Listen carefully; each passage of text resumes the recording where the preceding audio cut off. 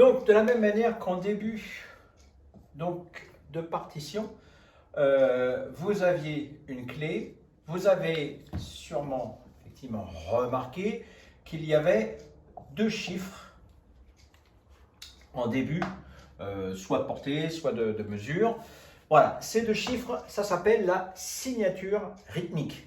Voilà, c'est bon, c'est bien, on est content.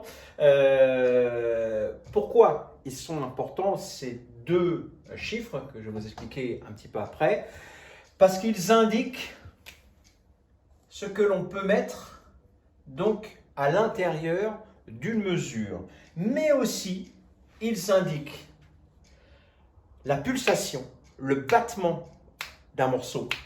Donc, et ils vont également nous indiquer donc une notion fondamentale, c'était pour dire en musique, qu'est cette notion de temps fort. Donc, puisque au début de chaque mesure, je vais avoir un temps fort. Vous voyez ça ici, quand je reviens ici, et ben j'ai un temps fort en début donc de mesure. On verra évidemment que selon la signature rythmique, ce temps fort va se déplacer parce que si j'ai effectivement du coup un 3 sur 4, mon temps fort, bah, il n'est pas au bout de 4, il est au bout de 3. Voilà, là mon temps fort, il est au bout de 3 temps.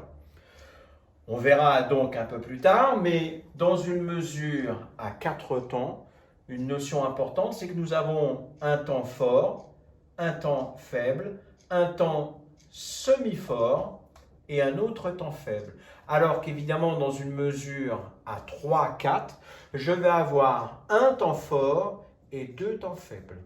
Donc effectivement, ça me donnait. Et par exemple, musique militaire s'écrit en 2-4. J'ai besoin que de deux temps. Ram, papam, papam, padé, papapam, papam, pam, pam, pour indiquer la marche. Donc, je n'ai pas besoin de différents temps forts ou de temps faibles. J'en ai besoin que d'un. Un temps fort suivi d'un temps faible. Pam, pitin, piram, patatapam, pipim, pipam.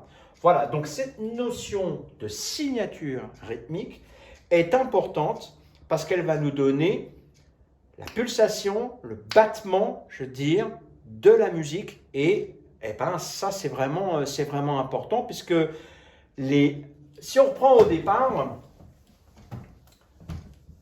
petite aparté, les chants grégoriens, donc au début de l'écriture, écrit par les moines sous le pape Grégoire. Donc, alors pour les amateurs de Scrabble et de mots croisés, c'était les neumes, c'était pas les notes, ça s'appelait les neumes. Donc c'était bon, je sais pas trop les faire, mais voilà, c'était des signes qui se plaçaient sur la portée. Là encore, rappelez-vous la petite vidéo pour à quoi sert le solfège, c'était pour retransmettre. Donc, parce que c'est bien la tradition orale, mais le pouvoir l'écrire permet de transmettre et puis à un plus grand nombre de personnes. Donc ces neumes, ben, il n'y avait pas de barre de mesure à l'intérieur. Donc on n'avait aucune notion de temps fort ou de temps faible. Donc est-ce que c'était pa da da da da da ou pa da da da da da? Voilà, ce sont les mêmes notes, mais jouées pas de la même manière. Le tempo, la pulsation n'est pas la même. Et ça, il n'y a que l'écriture avec les barres de mesure qui nous indique où se situe le temps fort et le temps faible. Et donc cette signature rythmique s'inscrit avec deux chiffres. Le premier en haut, c'est la quantité. Oh, j'écris vraiment mal, je vais quand même essayer de faire un petit effort. Donc la quantité et le chiffre du bas, la qualité. Alors, quantité de quoi et qualité de quoi? Eh bien, la quantité de ce que je peux mettre entre deux barres de mesure. Combien de choses je peux mettre? On pourrait imaginer, par exemple, que, eh ben, si on était poète, voilà, donc je peux mettre 4 fleurs à l'intérieur de ma mesure. Voilà, ça serait joli à remarquer. Hein. Au lieu de mettre des notes, on aurait des fleurs. Et bien, ça s'écrirait comme ça. 4 fleurs. 4, la quantité. Et la qualité, qu'est-ce que représente le chiffre du bas, la qualité? Bah, bon, ce ne sont pas des fleurs. On va le voir, ce sont des notes, donc des valeurs.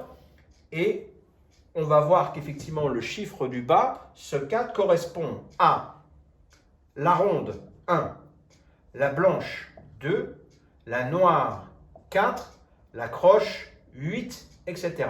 Pourquoi? Parce que pour une ronde, il faut 2 blanches. Pour une ronde, il faut 4 noirs, puisque j'ai 2 noirs par blanche. Il faut 8 croches par ronde, puisque j'ai 2 croches par noir, et etc. 4 fois 2, 8. Donc c'est ce chiffre-là. Donc le 4 fait référence, celui qu'on connaît le plus, ici, au 4 de la noire. Donc, à l'intérieur de ma mesure, c'est-à-dire entre 2 barres de mesure, je peux mettre 4 noirs. Je peux mettre 8 croches puisque je peux mettre 4 noirs. Je peux mettre aussi 2 blanches et une ronde. Mais je ne peux pas en mettre 5, je ne peux pas en mettre 3, je ne peux pas en mettre 2. Enfin, quand j'en mets 2, ça veut dire que mon temps fort, eh ben, il n'est pas ici, mais il est là. Et là, dans ces cas-là, effectivement, ça devient un 2-4. Donc la signature rythmique nous indique ce que l'on peut mettre à l'intérieur d'une mesure d'un point de vue écriture, mais aussi et surtout la pulsation, donc puisque ça nous indique le temps fort et le temps faible. Donc c'est vraiment important. Attention, hein, on le répète à chaque fois à tous nos élèves, notamment pour ces histoires de mesure à 2-4.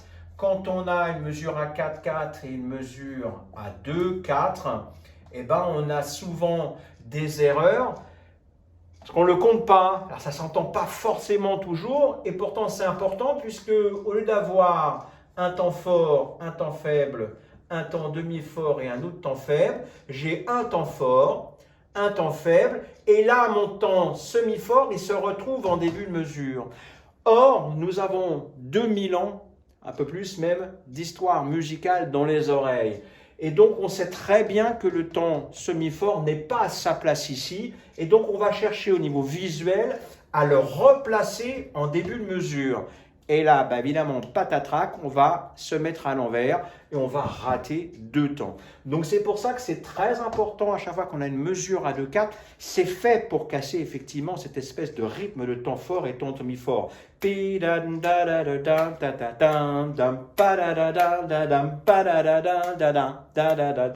Voilà, là j'ai intégré une mesure à 2 temps dans mon système pour indiquer que j'avais un changement de temps fort. Mais évidemment, si je fais poum tita piti poum pitita piti poum pitita titi poum pitita, bah, par exemple au niveau de la batterie ou au niveau de la basse, je ne vais pas vraiment sentir la différence. Mais si je lis ma partition, eh ben, je vais me tromper. Et ça, on peut vous en faire la démonstration autant de fois qu'il le faut. Donc à chaque fois que vous avez une mesure à 2-4 dans la signature rythmique, prêtez-y attention puisqu'elle transforme un temps semi-fort en temps fort. Et donc ça s'entend. En ce qui concerne les mesures à 6-8, 9-8, 12-8, eh ben, je vous en parle dans la vidéo suivante. Au revoir.